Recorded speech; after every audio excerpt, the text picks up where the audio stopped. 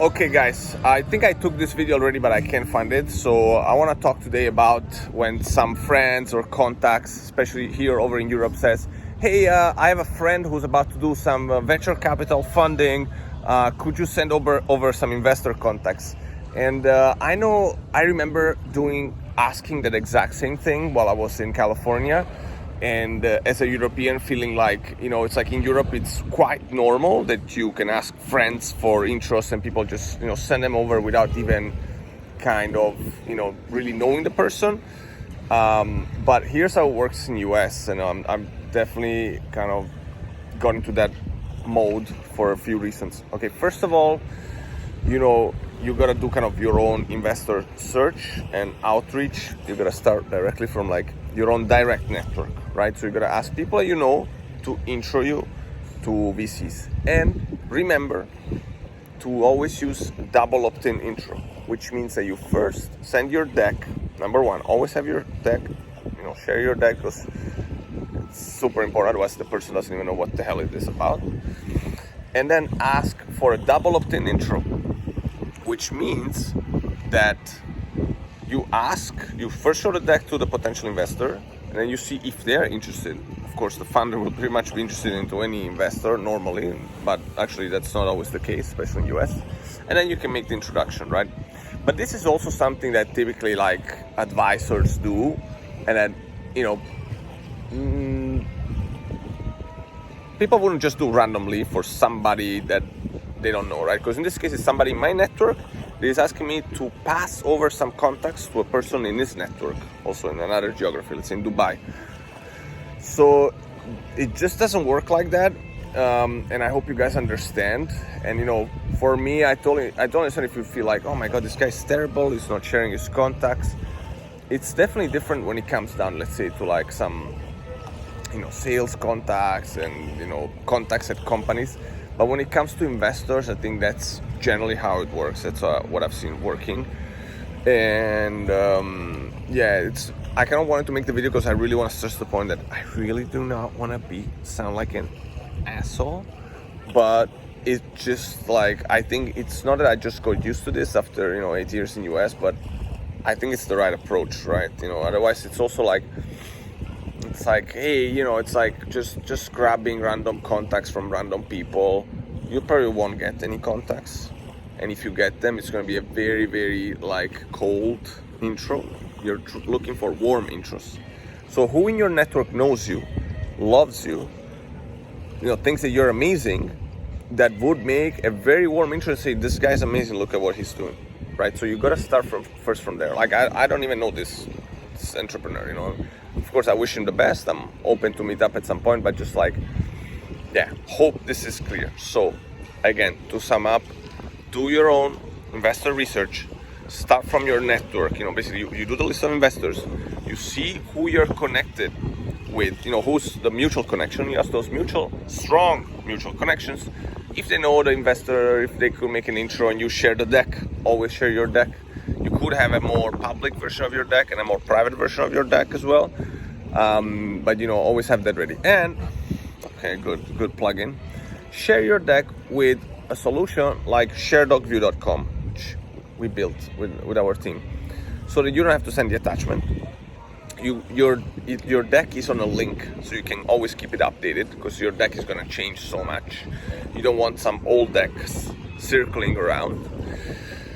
And what else? And you can get leads. So basically you can say, visualize my deck to anyone. And then if you want to download it, a lot of people really like to download the PDF.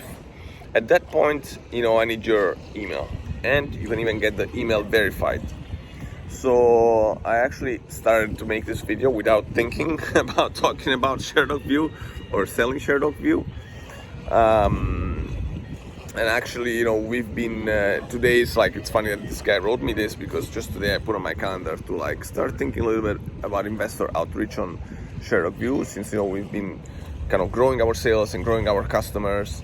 And, what I think about investors in generally, that's the other advice about investors, maybe I'll talk a little bit about that in general, is that you should try to find investors that have experience in your field. So in this case, this guy from Dubai had a healthcare company, healthcare company. Sorry, I can't speak today. So there's a lot of VCs that are focused in that space. So you gotta go do that list based on those. That's super important. Something I didn't mention before. And in my case, we're really focused on B2B SaaS. So I'm gonna do the list on who is focused on B2B SaaS. Why? Because it's not just about the money. You could get money from the bank, probably the better deal, because at least you don't even have to give out equity if your company is growing. What you really need from VCs is kind of the knowledge, the contacts, and so on. I mean, if you think about one of the best VC firms in the world, Andreessen Horowitz, they call themselves, ipse dixit, Marc Andreessen. We are the matrix, right? When you come into Andreessen Horowitz, we invest in you. It's not just the money. It's the last thing. There's money is available. There's plenty of money out there. It's the matrix. They have people who do press. They have people who do HR. They have people in the government. Well, not in the government, but at least who were in the government and they know government, how it works. They got people that did growth like crazy at some crazy companies like Uber. I think Andrew Chen is one of the guys there that does that, shares some cool stuff on LinkedIn. By the way, you should follow him. And I think there is definitely a need for some better analysis and studies and publications and whatever it is, even little books about top investors. Because I'm now reading. I've been getting this little SaaS magazine, and it's okay, to be honest. It's not mind blowing. That's why I will not mention it. You can ask me in DM. It's just a collection of previous articles and a bit of lists of different SaaS. But there needs to be more about when I was a kid in Italy, we had this Panini stickers album. And actually, what's funny is that they're even sold in the US. Actually, quite a big company. I think for baseball players and stuff. And so we used to learn with this albums, sticker albums. We used to learn all the names of all the soccer players, right? And know pretty much what they do, whatever, what was their role and how old are they and whatever. We'd even play with these cards.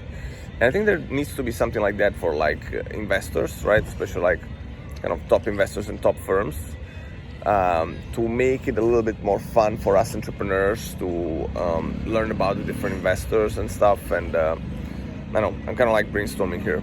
So let me go back because I want to make this video just a little over 10 minutes, talk about a little over 10 minutes about investors, and maybe again sum up, right? So do your homework, do your list of investors based on your company and on your industry. Start with your immediate network, so people that really know you well, that can vouch for you, right? Use LinkedIn, of course, to prospect these investors and figure out who you're connected with. There is a bunch of there's something about cold email, okay? There's a bunch of there has been people that have been doing cold emails and getting actually even funding. Cold email is gotta be super short. You also gotta have something impressive to say in those 2-3 lines. If you Google cold email Mark Cuban investment, you might find the story of these guys that got funding from Mark Cuban just by sending a cold email. So it's pretty amazing how cold email is still relevant and valuable for that. I would say more and more, there's two things. Right now, I would say, I haven't really done so much investor outreach recently, but from what I heard, it's still cool. They're still open to do kind of Zoom, online calls because of COVID. But I think there's still I was also seeing today a LinkedIn post from an Italian entrepreneur, and she was saying how, she closed the deal at the dinner table. And definitely if you're able to grab dinner with an investor and meet them in person, I think especially these days it's extremely powerful. I mean, I'm actually on a first trip abroad after 2 years, and it's extremely powerful, just being able to work with people face to face, being able to interview people. I mainly came here for interview talents. I was super tired of interviewing talents on Zoom. So I would say that, yes, Zoom, but people are Zoom fatigue all over that it's really tiring. So try to also see if you can meet with them in person. So, if you're in Europe, you can definitely hop on to different cities like Berlin, London, Paris, Stockholm, wherever they are. Try to go there, set up some meetings, meet them in person, and that's it. And same in US, where it's San Francisco or LA or New York, just look up the biggest markets and try to reach out. But okay, I think the last thing is like, have enough traction, have enough revenue before going to investors. This was a little bit of a disorganized video, but I wanted to do it anyways for my friend, because I wanted to explain to him like the reasons behind kind of my words that could seem like just really annoying and like not so friendly or cool, but it is what it is, and yeah, it's different if he would ask me like, hey, I'm in Italy, do you have any contacts here in your region? I'm like, oh yeah, sure, I have plenty of friends, can take you for a coffee like that. Those are two different things. Okay, bye and talk to you soon. Ciao. Take care.